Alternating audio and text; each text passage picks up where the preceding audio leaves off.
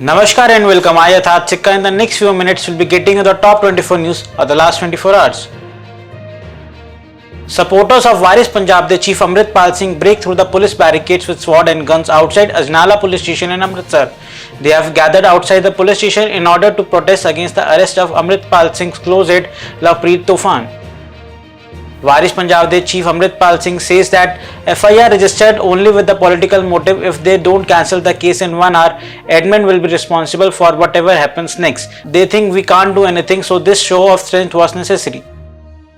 On February 23, Prime Minister Narendra Modi addressed the first post-budget webinar, particularly focused on green growth. The first of a series of 12 post-budget webinars was organized by the government to seek ideas and suggestions for effective implementation of the initiative announced in the recent Union Budget. Speaking about green growth, which was one of the 7 top priorities of the Union Budget 2023-24, Prime Minister Modi said that India's solar, wind and biogas potential is no less than the gold mine or an oil field for India's private sector.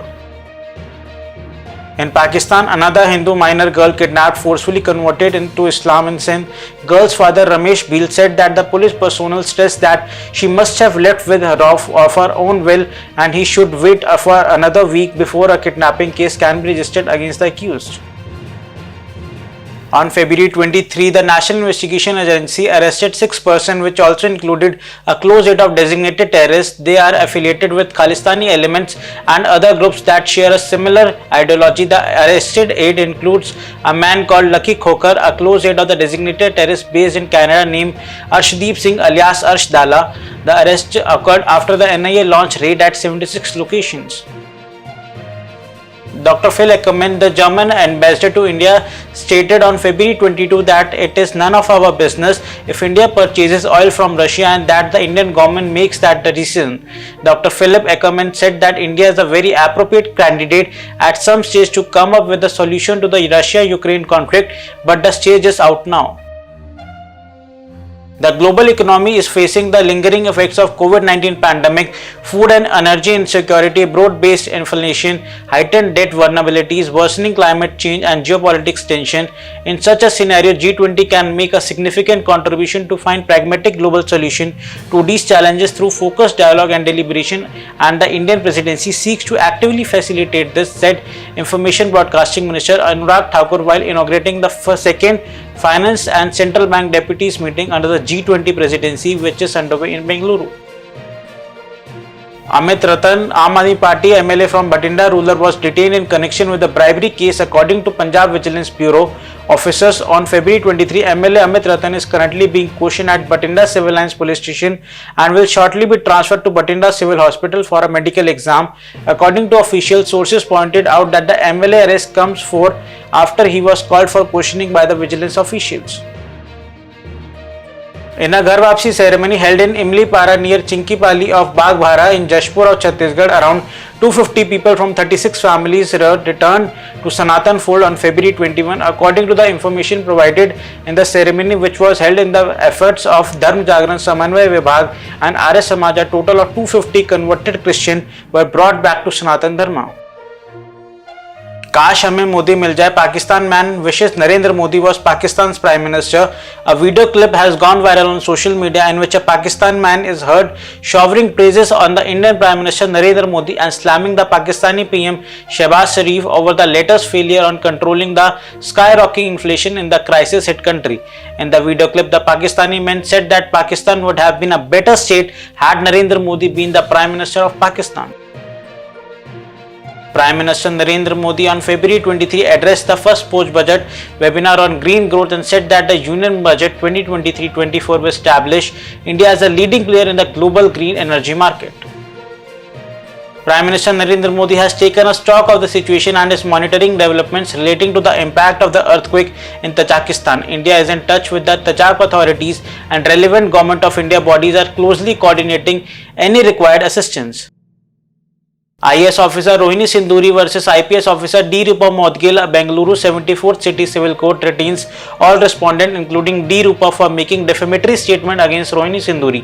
Sinduri filed application seeking restraining order for making defamatory statements. BrahMos Aerospace Chief Atul Rane today briefed UAE Naval Forces Commander Rear Admiral Pilot Sheikh bin Hamdan bin Mohammed Al Nahyan about the capabilities of the BrahMos supersonic cruise missile and its advantages at the ongoing Snapdex 2023 defense exhibition in UAE. BJP is fighting for a complete majority in Karnataka. People of Karnataka are resolved to make a lotus bloom again. On one side it's Modi ji and BJP, and on the other side it's Rahul Baba Tukde Tukde Gang Congress, said Union Home Minister Amit Shah at Vijay Sankalp Samavesh rally. In Bihar, police detained Bihar Technical Service Commission aspirant who were protesting against the state government in Patna. The Aadhaar number has become like a magic number. It is the backbone on which the daily existence of millions depends. Our digital image is growing. Countries including Japan, the United Kingdom, Denmark, Germany and Portugal are coming to us for our talent, says External Affairs Minister Dr. S. Jaishankar. An assault was launched by the Arunachal Pradesh police over the camp occupied by insurgents in Changlang near Indo-Myanmar border. Arms and ammunition were recovered during the investigation and 5 suspected insurgents were spotted. Finance Minister Nirmala Sitharaman meets US Treasury Secretary Janet Yellen ahead of the first G20 meeting in Bengaluru. The two leaders exchanged views on G20 finance track priorities under G20 India presidency in 2023. Amid AIADMK leadership row, Supreme Court affirms Madras High Court Division Bench decision that EPS as the AIADMK's party single leader. In Bihar, 13 bogies of goods train derailed on the subline of the dedicated freight corridor between Parheja and Kharbandia railway station on the Gaya-Deen Dayal Upadhyay railway line. The operation of the dedicated front corridor both up and down has been disrupted. Air Intelligence Unit of Hyderabad Custom in coordination with the Airport Custom recovered 14 kgs of gold after 23 Sudan nationals who arrived from Sudan via Sharjah at Rajiv Gandhi International Airport were intercepted on September 22. India gives hope for the future and proved that the country could solve the big problem at once even when the world is facing multiple crises, Microsoft co-founder and Bill and Melinda Gates Foundation co-chairperson Bill Gates said in his blog Gate Notes. In a shocking incident in Uttar Pradesh, Mohaba, an Islamist mob disrupted a Hindu marriage and assaulted the gathering, including women and children.